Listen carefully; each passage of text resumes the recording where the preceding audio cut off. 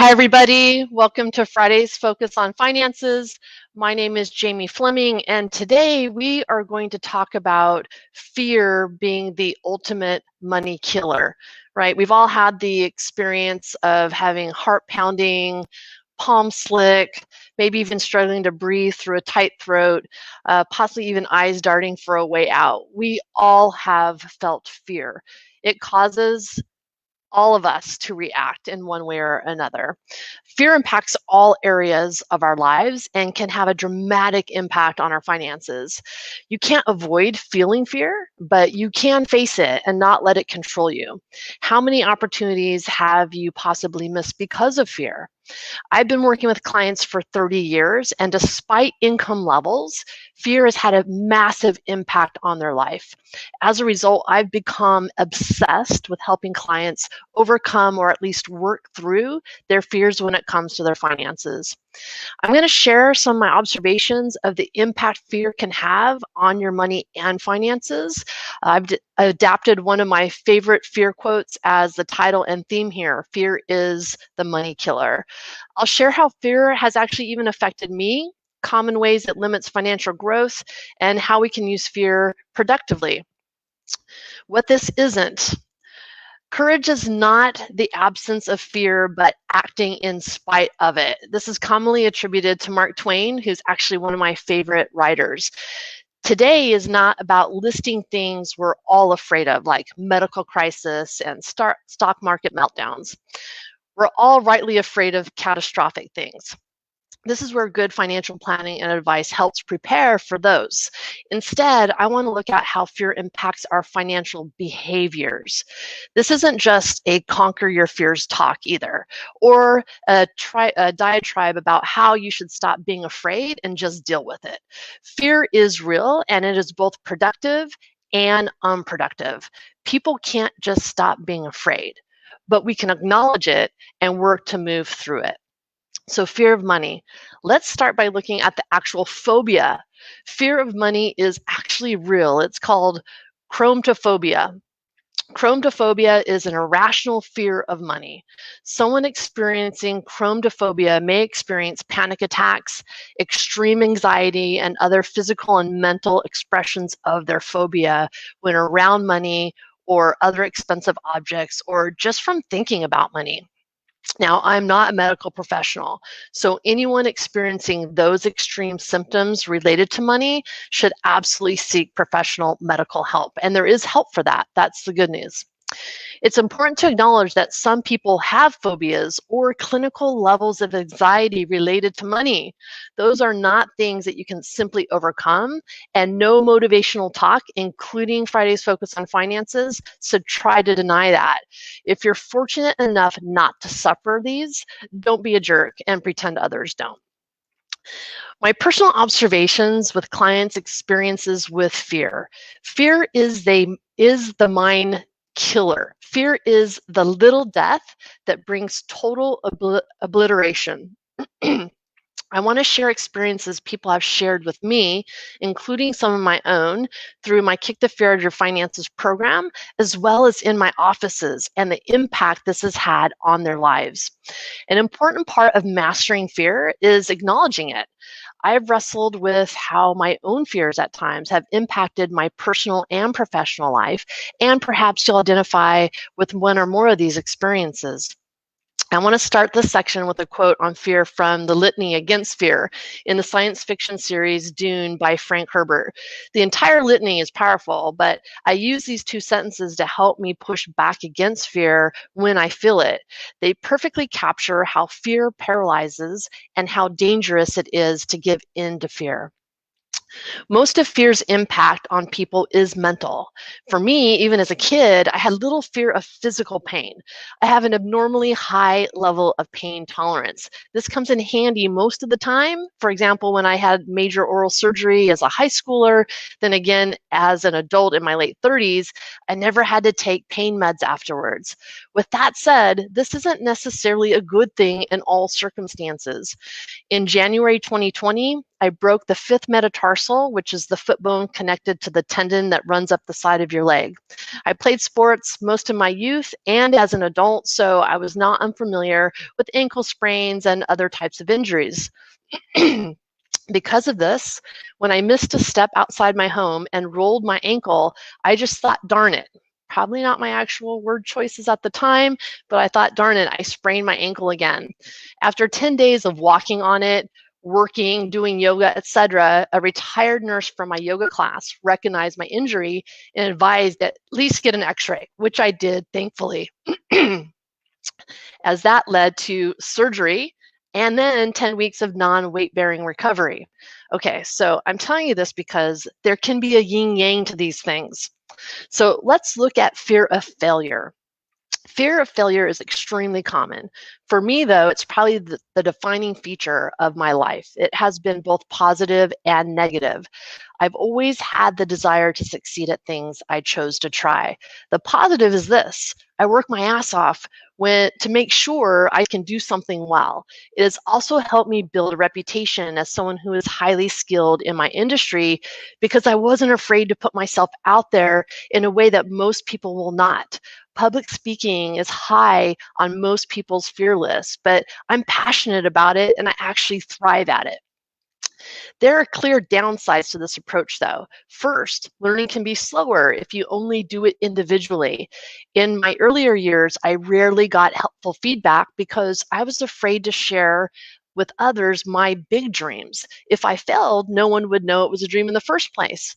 This is actually suboptimal, as I would work obsessively by myself until I was proficient at whatever it was I was trying to do. I've had to work hard to overcome perfectionism. And it's not surprising that I stuttered in that moment because I think this might be the first time I'm admitting that out loud.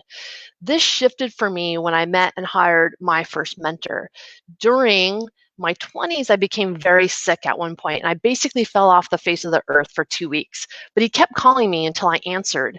He didn't give me a bad time about it, but simply said, "Next time, let me know so I can bring you some soup." I thought, wow, that would have been so much easier and super helpful. Later in the week, I received a rock magnet that is still on my refrigerator today, 25 years later, that simply states, "Ask for help." Thank you, Doug Davidson. After all these years. Fear of being second best is another fear that is a subset of the fear of failure. For a variety of reasons, some feel the need to be exceptional at everything, and it's never enough to simply enjoy something. As a result of being less than the best, some rarely do anything frivolous. Again, this can be a positive for overspenders and those living beyond their means, but it can also keep some from enjoying many things that were actually supposed to be fun. Social anxieties. Some of my clients have shared stories of how social anxieties cripple them from making even the most basic decisions, and public speaking horrifies most people. I'm fortunate that I don't have a fear of public speaking, which is extremely beneficial in my work as a financial advisor and educator. I can and do speak impromptu in front of hundreds of people with only a normal level of nervousness. With that said, walk into a room of strangers to make small talk, an entirely different thing for me. I am not skilled at small talk. In the past, if I could opt out, I would in a heartbeat. This is obviously not good for networking purposes, right? An amazing amount of the world depends on the ability to make quick, superficial conversation and impressions. Luckily, I've become skilled at asking a lot of questions and then letting people talk about themselves. This has become a powerful tool in my profession as a financial planner and advisor. The negative, however, is that many people may not necessarily get to know me more unless they're willing to ask questions and spend some time. I'm still working on that one. I'm much better at one-on-one conversations and feeling comfortable exchanging information about myself and learning about the other person. Fear of letting others down, public ridicule. This is related directly to my fear of failure. Somehow I've ended up in a role that is fairly public at times. As you may have noticed, I also take my professional responsibilities very seriously. As a result, my biggest fear used to come from the thought of failing in a public way that causes others to perceive me as less than. While this ensures I do my job with total and obsessive diligence, it used to also limit risk taking for me in my business, and risk taking is important to innovation. How acknowledging fear impacts mindset. Fear is such a weak emotion. That's why I despise it. We're scared of almost everything, afraid to even tell the truth. This was said by Lupe Fiasco, words I never said. This Lupe Fiasco lyric is important because it conveys why feeling fear is so uncomfortable. It is not weak to feel fear, but fear makes us feel weak. It took me a long time to recognize the limits fear imposed on me, even longer to push through and build strategies to deal with it. I'm fortunate to have a really wonderful life. I've worked hard, I've leveraged my strengths, and had good fortune along the way as well. Yet, it could have happened a little earlier, probably, and definitely been more enjoyable if I'd recognized and dealt with some of my fears even earlier. Fears hold us back from so many things, and it can create a serious, serious drag on your financial health and well being. Ways fear can impact your finances. I'm not the only one impacted by fear. In fact, I contend fear is one of the biggest challenges on the path to financial independence. Some people have a fear of spending money. Fear can keep you from seeking important opportunities, taking productive risks, or even taking action at all. So let's look at some common fears that appear in personal finance. Here's a big one I hear all the time: why people wait so long to seek help. Fear of the wrong choice. Once someone decides to take charge of their financial life, they're going to do some research. There's so much personal financial information and advice out there. It can be confusing, contradictory, and incredibly context dependent. So in some of these areas, it's should I buy or rent? Should I use the debt avalanche or the debt snowball approach? Should I pay off my mortgage or invest? Should I invest in the stock market or real estate? Should I put my money in traditional Roths or Roth IRAs? Or if I'm a business owner in SEP IRAs, 401ks, what type of things should I be doing? I could go on and on. It's no wonder people get frozen. Analysis paralysis sounds dramatic, but the fear of making the wrong choice does paralyze many of us from making any choice at all. The lack of action caused by this fear may be the most significant impact of fear on finances in general. If you face two good choices, don't let fear keep you from acting. Act now, improve as you go. Making a solid decision right now is better than a perfect choice 2 years from now. Fear of change. We talk about this a lot. Gone are the days of finding a good, stable job, doing it for 40 years, and retiring comfortably with a pension. Now, to maximize your income, you must seek out opportunity, build new skills, and be willing to move to a different company. Unfortunately, in many industries, your salary will only keep up with market rates if you're not willing to change employers. For those who fear change, this is a major barrier. People will remain at a lower salary or in an unhealthy work environment simply to avoid change altogether. Either case hurts you in the long run. You will be earning less money or may spend more to compensate for an unhappy work environment. You've heard of retail therapy, right? This comes into play a lot when people are unhappy in other areas of their life. Fear of change also limits your ability to seek out geo-arbitrage opportunities. Changing location can increase your earning opportunities and even decrease your cost of living. This works really well for teachers as well, and I've seen teachers do this. We shouldn't change just to change, but in some cases it provides a clear benefit. This fear may keep you from even considering it. Fear of missing out, FOMO. There's this fight between courage and fear. And sometimes we choose fear because we want to protect ourselves. But we don't realize that by choosing fear, we put ourselves in a situation that has a really bad impact on us. Fear of missing out can impact your finances in a number of ways. Social FOMO. Social fear of missing out can lead you to choose social opportunities over personal or career development opportunities. All things in balance. Don't be a workaholic.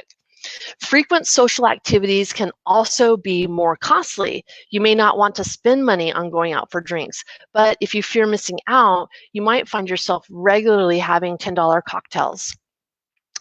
Or maybe you really want to be a part of that group.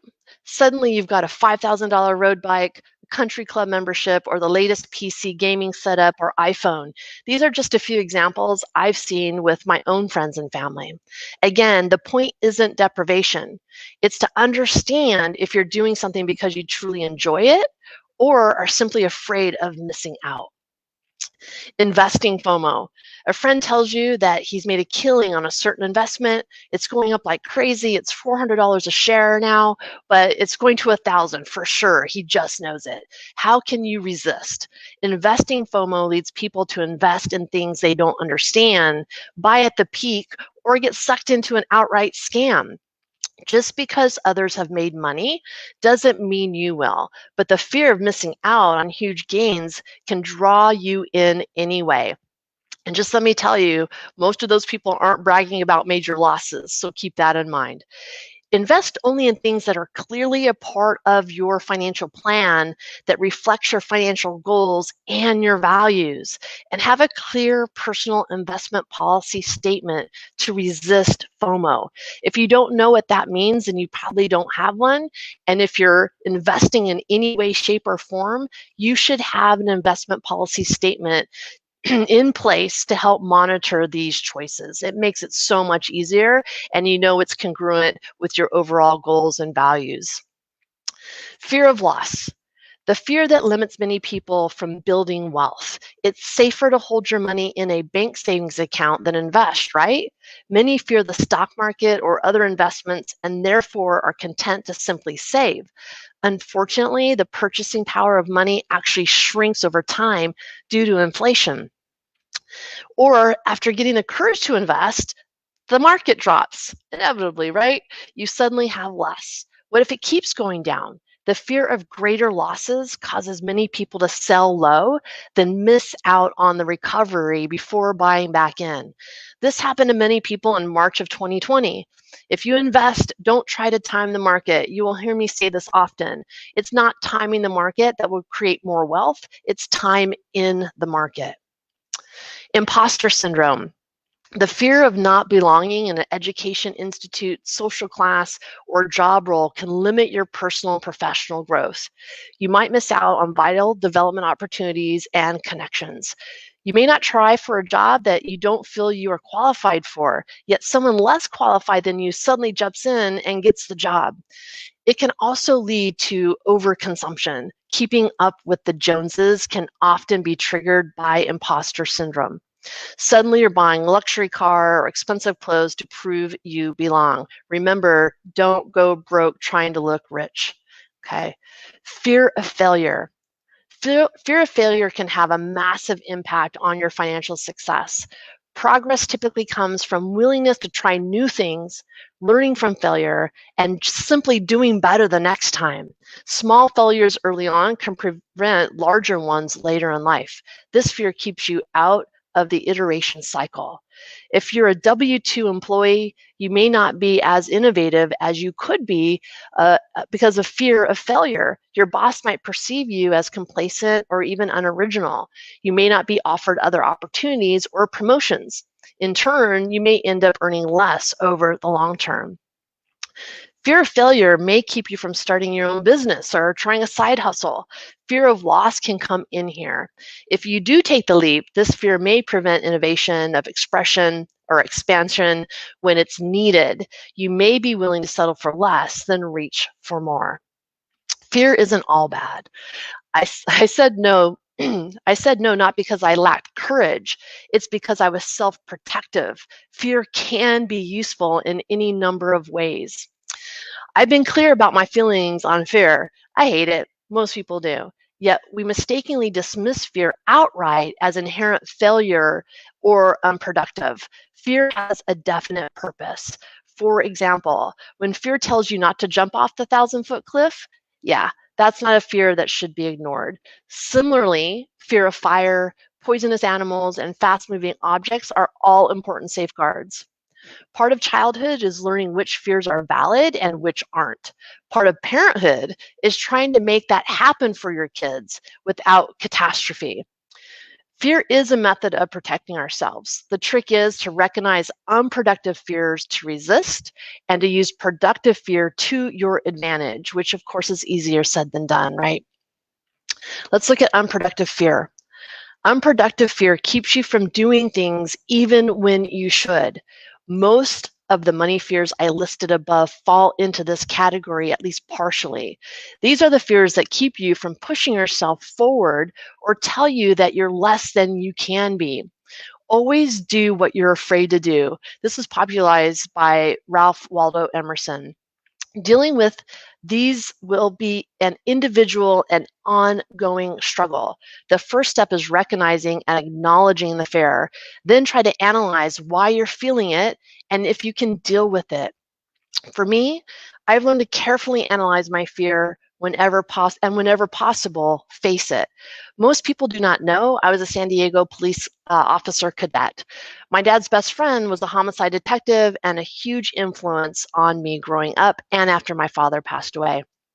Right after college, I was trying to figure out how to make a living while I was getting into the financial arena, which wasn't easy. One day he said, Jamie, why don't you apply to the police academy? You're bilingual, you're female, and you have a college education. It seems so far-fetched based on what I wanted to do in life professionally, but I trusted him literally with my life, so I did it. This was one of the most life-changing experiences for me. Not only did I get paid nicely for a 24-year-old young adult, but I was paid to learn the law. I was paid to get into the best physical shape I had been in a long time. In addition to that, I gained self-defense skills that have kept me out of harm's way on more than one occasion. I can shoot a gun and a shotgun with extreme accuracy and acquired a high level of professional driving skills in the process. This year of my life took me in a direction that was seemingly opposite of my life goals, but it actually provided me with amazing life skills and newly acquired confidence I didn't have before. It took me a long time to realize that people aren't watching and judging your failures. They're too wrapped up in their own. And by the way, many of my academy mates and other officers became my first clients once I passed my stockbroker's license. I had no idea this experience would actually provide me with my initial client base. I've continued to do my best to live by the Emerson quote. Now I feel a fear that I judge to be unproductive. It's more likely to make me do that thing than stop me. Again, I'm not talking about actual phobias here. This has served me well in the second half of my professional life, and it's something I teach my workshop attendees. If you're uncomfortable about something related to your finances, that's exactly the thing to face and pay attention to. So how can fear be productive? I already discussed how fear can protect you from catastrophic physical damage. It can also be useful in money situations. Don't reject fear outright. When used as a warning sign, right? Fear is a valuable warning sign. It's your mind telling you to stop and pay attention. Analyze what is the source of your fear. Is it based in reality or is it from the environment? A great example of this is the financial press. Fear sells. Every market drops is an impending cataclysm. Are you afraid because you don't understand your investment? This is a good sign that you need to do either more research to understand, make a different investment choice, or if you're working with a financial advisor, ask them more questions. If your friend or family member isn't a financial advisor or isn't financially savvy, then they're probably not the best person to ask. Making sure you are talking with someone who understands the investment, your risk tolerance, and your financial goals is ultimately important in making these decisions or giving you advice. Be fearful when others are greedy, and greedy when others are fearful. This is my favorite money quote from Warren Buffett. If you understand the investment and what it is supposed to do, and you realize that your fear isn't based in reality, you can follow the famous Warren Buffett advice about fear. Acknowledging and assessing fear has worked out pretty okay for him.